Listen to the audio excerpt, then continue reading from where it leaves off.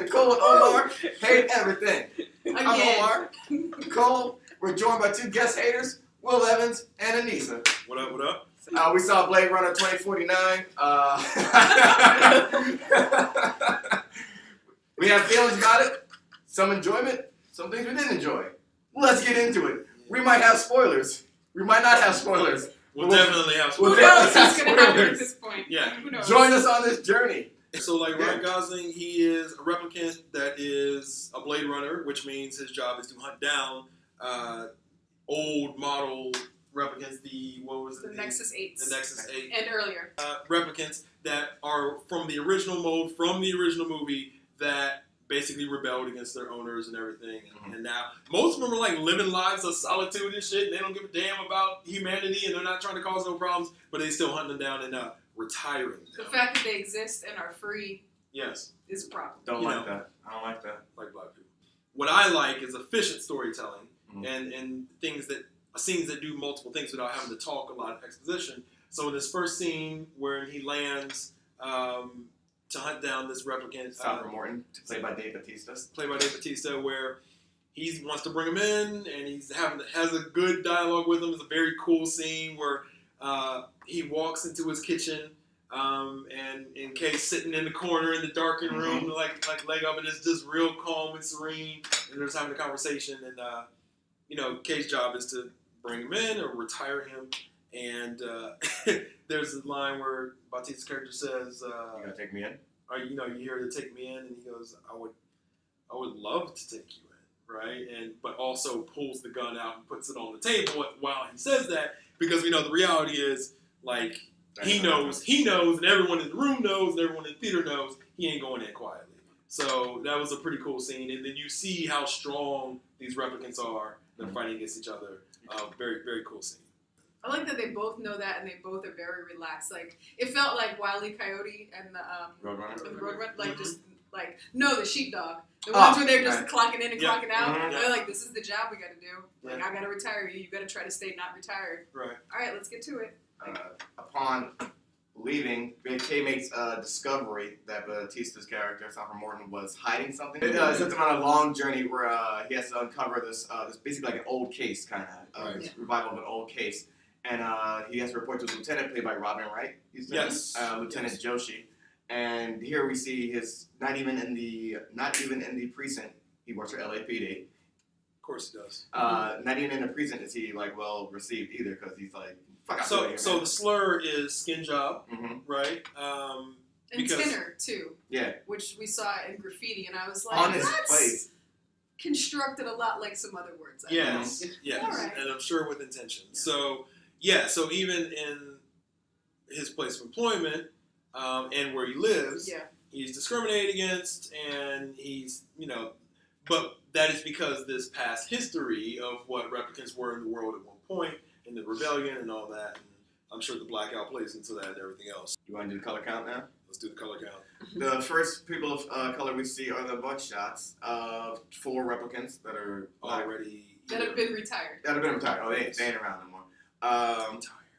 Later on, then we meet Avon Barksdale, who's more than Avon Barksdale. Wood Harris. He has a speaking role. He's a detective. Wire actors. We'll later see the dude from Captain Phillips. I'm the captain now. He is. Do we know his name? I do not know his name offhand. He helps Kay out. He has a very cool role. Very cool role. Quirky. He's like a tech expert kind of guy, and Kay has to go to him because he's following this lead in this rabbit hole and seeing where something was made. And it's just a cool part, because I felt even in that moment there were more. You know what his character is. It's not super flashy, but the other services he tries to offer and some of the skepticism and things like that conveyed in that scene. I mean, dude has already been nominated for an Academy Award before. He's a good actor, and it was good to see even in that compact scene him do a lot of work. And then Morgan from The Walking Dead, he has a speaking role, and we see that LAPD in the future is much like LAPD now, as he gets busted in the face to give him more information. Can we talk about that for a second? Yeah, we can do that. Because that scene is that whole scene. So basically, Kay has to go, and he has to go to this place where is outside of the city, so to speak, outside of what is now LA, outside the LA limits. Yeah. Where he's kind of running this place that is not a very, let's just call it not very human friendly place. I thought his performance was pretty cool and very, very much like pulled a real emotion of someone that has been in that position and knows the position they're currently in with this Blade Runner, asking them hard questions they don't want to answer. I thought he did a pretty good job there. One of the, I guess, as Kay discovers this place, there's someone also in the shadows kind of watching him all along the case as he had to go back and get more information upon this person of interest. Getting a manicure, dropping bombs. Yeah. Wallace basically is the person that is taken over. I'm sorry, what was the company that Tyrell Company after House Tyrell fell, and has pretty much reappropriated a lot of that technology. He's the one that has made it so replicants can be more ingrained back into society again because he's supposed to have a lot more control over them. They're more submissive. They're more submissive in these kind of worker bee jobs without a threat of them rising up. So that's why replicants are kind of ingrained into society again. So he's this conglomerate. He's built these built factories and whatever off-world, as is implied a lot, which is a weird thing for them to say that as often as they do, but we never really get any real-world interaction of what off-world really means. It just makes the universe seem bigger without actually making the universe bigger.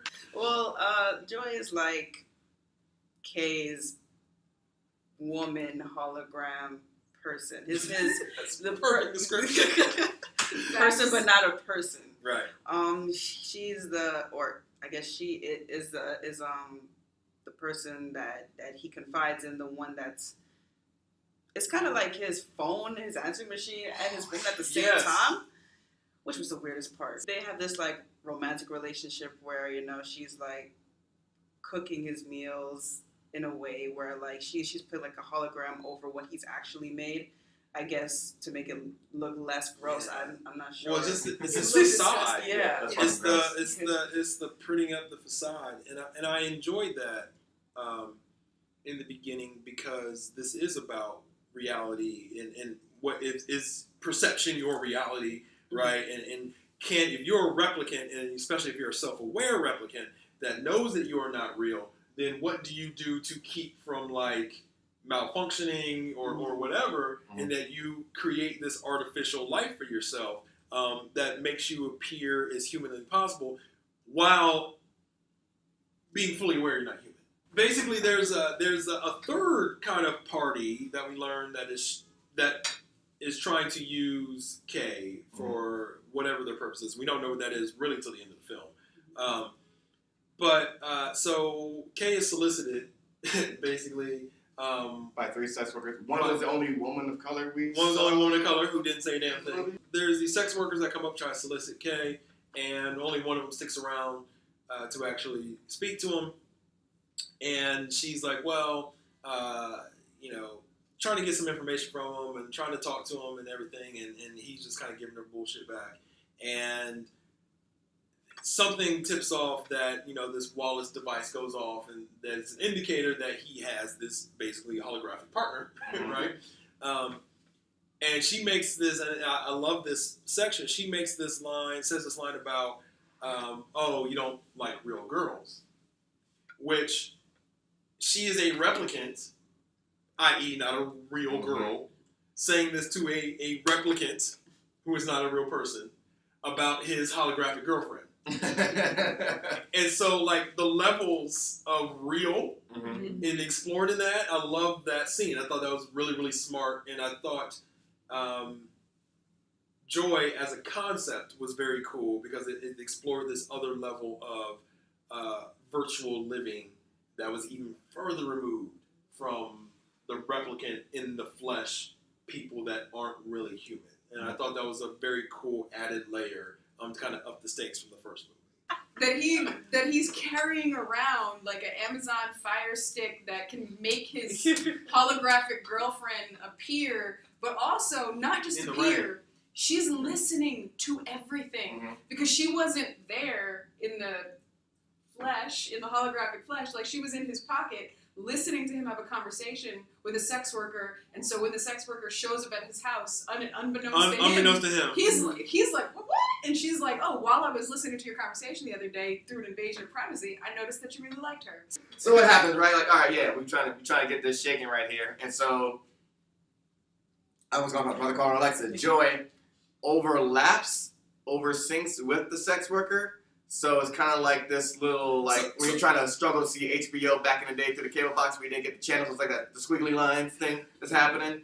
And so to be clear, just because I think is even as we explain it, it's confusing. Mm-hmm. So sex worker is in the flesh, is a physical being. Yep. And then you have Joy, who is a hologram. Mm-hmm. So what they have done is taken the sex worker, who is the physical being, and overlapped Joy on top of her. That's that Photoshop. And synced up their movements. Kind of. Yep. Synced up their movements so that from Kay's perspective, he is seeing the sex worker overlaid with Joy. Yep. So it's like he's seeing Joy and having this intimate moment. As if Joy has a body. It's like, you've seen Chronicle of Riddick? Yes. Like, where like the one body moves and then the other body yes. moves. It was like that. It was like that and like Bruce Leroy at the end where he's moving his arms yes, and then like yes. a second The glow. later. The glow is there. I can't with you. So at one point, y'all done brought Bruce Leroy into this. So at one point she's undressing. At one point she's undressing, but like it looks like she has 4 arms because they're not wearing identical pieces of clothing as well. So it's just a good, I guess, visual. It's important to note that like Joy isn't unique. That's a very good point. Joy exists in Kay's apartment as his, and I feel like you should explain the best friend thing because that was really good. Like Joy exists in Kay's apartment as his kind of best friend girl who doesn't really exist partner, but also when you're walking down the street, several other Joys will be like, hey, want to go to the strip club? Like, so he has to leave his house and then also see his girlfriend soliciting him and every other person who walks down the street to go into these clubs to be entertained. Damn. So, like, women are absolutely a commodity in this movie, not just from a sexual standpoint, but also from a reproductive standpoint. Like, their value is literally in what they can do with their bodies. We should get into that with Wallace. A little ick. Wallace's monologue. Wallace is a sociopathic narcissist. Yes. Like, and he at some point, he's inspecting a new model of replicant, and the way the replicant has presented him, and this is in the trailer, so this isn't a spoiler, she like slides out of this plastic tube that can only be, she slides out of essentially like a plastic birth canal, and like lands on this judo mat covered in slime, I don't know, and like he's like caressing her, and all the time, like just won't stop talking. And like it is a good character, the character does what it's supposed to do, but because it does what it's supposed to do, I hate him, and I'm supposed to hate him, so that's okay. But he's like talking to her and he won't stop talking to her, and his pet Love is standing behind him while he's looking at this new replicant, and then he mutilates her, and it was unsettling. And that was just that replicant's lifespan was only about 3 minutes. It was a monologue. Yeah. I thought the first third of the film was great, especially as a Blade Runner fan. A lot of nostalgia there, and just some new stuff that I thought was very cool. I thought things happened later that kind of digress from that, but consistent throughout the movie is that it looks amazing. The cinematography for it is incredible. There's some shots that happen in the film that are very deliberate, that are very cool. They do a lot of really cool things with water, as decoration, right? Not just as a thing happening in the film, but as decoration. Wallace's office, Nicole, as you said before, it kind of sits in the middle of an island, basically, right? Like it's surrounded by water. When there's someone, they show someone walking towards the middle of this office later in the film, and they're stepping on blocks that are literally in the water, right? So they're like crossing a bridge, basically, to get to his office in the middle. And so they did a lot of really cool things with shadow, with reflection, and so it looks amazing. With rain and the snow, when they're doing that, it's interesting when at some point Joy steps out into the outside and it's raining, and you're just reminded so that, and it's again, they won't let us forget what she is and how these replicants exist or how this holograph exists, that she can't feel the rain and the rain is going through her hand, and then there's like this desire for her to touch Kay that she can't, which leads to the awkward digital threesome. Like, so it was well done. So we should probably talk about is Decker. The God. Decker the God. So Decker, They did him right. They did him right. They absolutely did him right. Decker is, he was the Blade Runner as Harrison Ford's character from the first film. And Kay's not even looking for Decker specifically. Heard of him, because I think everyone's kind of heard of him, right? But he's trying to follow this lead, this trail, uncovering this mystery, and it leads him to Decker. And Nicole, you're right. They did Decker right, because if they didn't, and anything that betrayed Decker's character, I would have been pissed off about. But no, they did it really right. Like, Decker is 30 years older than the last time we saw him, right? And Kay is the new model and unstoppable force, right? And still, Decker gets the drop on him, and Decker has he's in control of the situation pretty much throughout.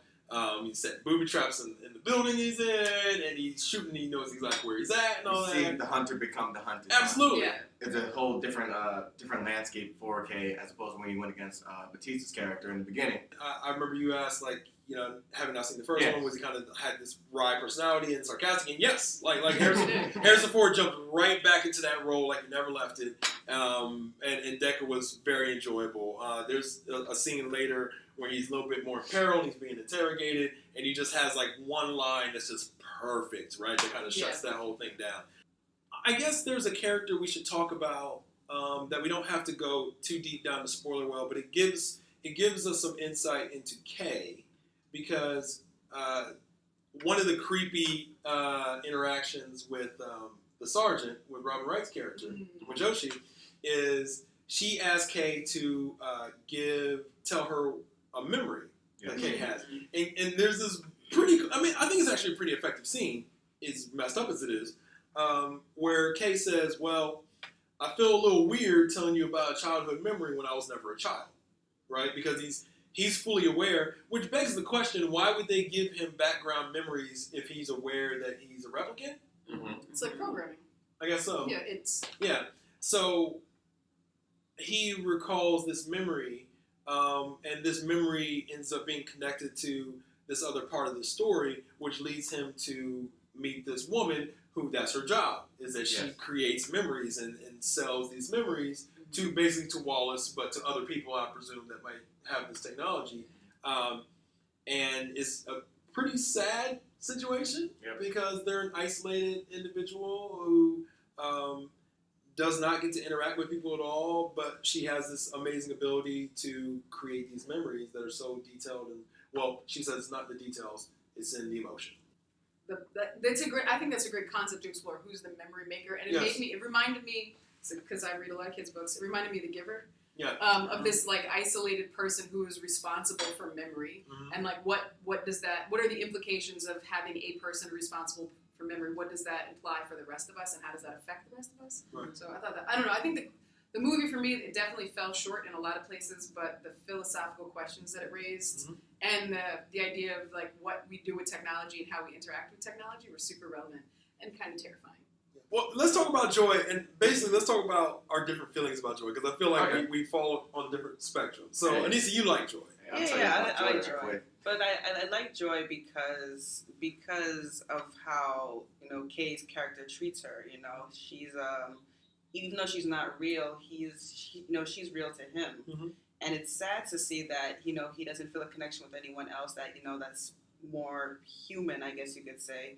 He's given all this love and all this comfort and, you know, his emotions to this thing that's not even real. Yeah.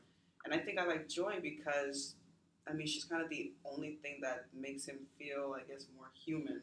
Very fair. Yeah. Very fair. I like the concept of joy, again, from the levels of reality.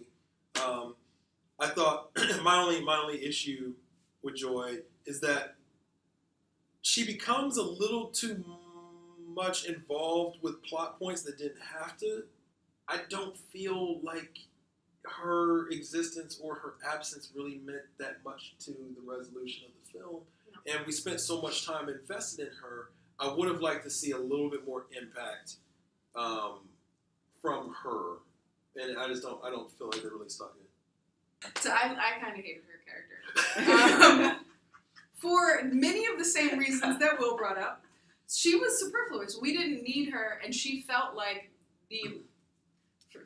no pun intended, the embodiment of the writers not trusting us as an audience. So she exists in part so that he can confide things to her, which is the writer's way of telling us things. But like I'm relatively smart. Like I watch a lot of movies. Like you could have just made it happen, and I would have caught up even if I missed it. Like I would have been okay without this like overt exposition. I just didn't. There was a lot of exposition. I didn't need all that, and also for me because the movie felt like this direct. It's supposed to be a conversation about technology, but it felt a lot about a conversation about race. And then layered in with the commodification of female bodies. And so for me, the sex scene specifically was very weird. Because, like, she's his confidant and his best friend. But, like, that's not a real relationship until they fuck. Mm-hmm. But then I'm wondering, what is Joy's male equivalent then? Or is it only Joy's being sold in this world? There's no Joshes? There's no Josh? Like, is this a whole different... Yes. So one begs the question, though, if... And man, this is probably, I don't know if this is doing things or asking questions that the movie didn't intend or not. So we see the whole movie from Kay's perspective, right? Pretty much, right? So those ads are personalized. Right? Like in Minority Report. So and Google. So which is interesting then. So it's here now. Are we saying that the replicant that is Kay is heterosexual, or at least only interested in female identified parties because those are the only ads that show up? Like, no, but we didn't see any male sex workers on the street. And then if we can get into some of the set, there are just naked women everywhere. Statues.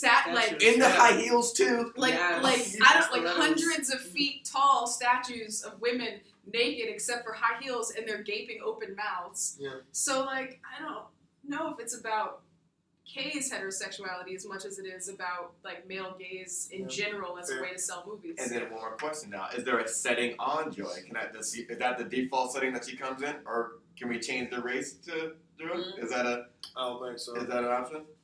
We skipped over Wallace's. Wallace on one hand is entirely the embodiment of white paternalism, in that he literally at some point says he has millions of children because all of the replicants are his children, which is like the most plantation shit ever to say. Colonialism, making it rain, taking your properties. But then he's also associated with like what is traditionally like feminine imagery. So like the literal birth, the literal wiping the afterbirth off of someone. He's got a daughter, which is like his, like the only person we see him interact with on like a real emotional basis is Love, and Love is not set up as a love interest. Love is like this thing that he has made, and he's very much his daughter. Right. So I don't know, guys. I'm conflicted. Love had bars. Yes. Love had a lot of good lines. A lot of good like kill lines, basically. Love was not playing around, and also had a sign off for everybody. Love's motto was basically "Stop wasting my time." Yeah. So Love has no problem killing, though she hesitates killing. She's a preference for killing humans. Yes. But I think we kind of talking through it, kind of discovered that throughout the film, Love has a formidable body count. More than almost more than anyone else. Kay kills savage, but and very savage, but none of those really include replicants. So, but I mean, I think it's important to note that like when given the chance, Kay kills replicants efficiently. Like he's a one-shot killer. Yeah. When given the chance, Love kills she kills somebody in an efficient way, kind of. In that one hit, you're going to die, but it's not going to be instant. And I'm just going to keep here doing what I'm doing while you gurgle on your own blood. Like, she's... And also, she's the same person that was getting her nails done while she was calling in drone strikes. Right. So, like, she's a good servant, but also she, on the one hand, she loves her masters, or she loves her master Wallace, but she doesn't love his kind. Yes. And that's an interesting conflict that doesn't get, and maybe it doesn't need to be explored more explicitly, but it definitely raises interesting questions. Yeah, back to Wallace. There's two women who talk about, two women characters, they exist, yay. Do they talk to each other? Yay. Do they talk to each other about something other than a man? In one instance, but it's a one-liner and an insult, so I wouldn't even give it I wouldn't give it that. And what set it up was a man for that conversation to even take place. But basically, after the overlay threesome, right? Overlay is such a horrible Overlay. phrase. And that's Overlay. why I'm using it. After the overlay, Just sad. basically Joy tells the sex worker like, and literally says, I'm done with you now. And now you need to leave. Which is icky on its own. Right. And then the sex worker has this snide remark, throw some shade. I've been inside you. You're not There's not that much there. There's not much there. Even if it was an extra 2 or 3 lines, there was a real opportunity for like this class system kind of to play out between them. Because if you think about it, so you have the sex worker who belongs to a demographic that, some would look down upon or shame or whatever that case. And so you have Joy, the hologram, who projects like this kind of sophisticated, doughy kind of, housewife type, right? And so if they both existed on the same plane, like the same physical plane, one of them probably would look down on the other. But she doesn't have that leverage because she isn't a real fucking person, right? Or not even real in physical embodiment. So there was this opportunity for them to have this kind of back and forth, and they just didn't do it. They had all the space in the world to do it. They just didn't do it. But then by the time the movie ends and the questions that the movie ends up raising, it becomes even more of a glaring omission. Yeah. Would you see this again? Oh. Would you see it again? I think I'll see the first Blade Runner first, and then compare it. That's a fair. Same. I'm gonna see. I already know I'm gonna see it. I have questions. I don't know if I'm gonna see it in the theater again. Yeah, I probably will. Probably. You think you will? I probably will. I don't know if I will or not. Strictly from how often I get to the theater, but I definitely am looking forward to seeing it again. Is it a date movie? No, you can't be talking during this. Is What kind of dates you going where you talk during the movie? No, or I'm like this. Like, wait, you're you don't never going on a date again if you talk during the movie. Fuck out of here. Oh, we're two different types. Because I need to know if we can make fun of it's bad. I need to know we can make fun of this together because we both know it's bad. I mean, you could whisper one-liners, but like you can't be like. You can do that shit. Yeah, that's what I'm saying. I'm talking about the color commentary, the one line. Yeah. Oh, no, I'm not. Yeah. Is it a date movie? I don't think it's a date movie. No, because this one you need like to. Yeah. Who's breathing that loudly? Shut up. Though it's good to be able to bounce stuff off of. Mm-hmm. So, but I think just from the aesthetics of a date movie is probably too long of a film to just be like a truly good date film. I'll give the. You know what? I'm just coming in cold and seeing it. That's when I didn't see the original. That doesn't remember seeing the original and much of it or whatnot. And Wikipedia it. Let's go. I'll give you seven custom tailored pop-up ads. I was going to say sex ad, but it should be implied that there's sexual pop-up ads. It should be implied. It should be implied that there's sexual pop-up ads. It should be implied. Yo! That's your search history. I feel like that is... In 2049? In 2049, apparently it's implied. It's implied heavily. That Kay was on their sites. Kay was on their them sites in 2049. Nah, Kay was on them. He was on the Tumblr After Dark sites in 2049. Oh god. Seven sexual pop-up ads from Google. Okay. Out of 10. No decimals that time. I'm gonna actually go higher than you for like the first time ever. I'm gonna give it 8.9 movies about the impending race war that don't actually have any other races. I'm gonna go 8.6 bottles of whiskey poured out for all the canines that ain't here. Yeah. Word. probably give it like a 6.8. 6.8 overlays, man. Out of 10. Is that the new? You know what? Overlay. That overlay. That is gonna be a Black Nerd Problems mixtape track 1. Overlay. What's the overlay? Oh, you didn't see Blade Runner 2049, did you? All right. I guess leave us some comments if you liked. If you agreed or no. Just see it and then tell us what you thought. Yeah. Tell us what you thought. Add us. We'll be here.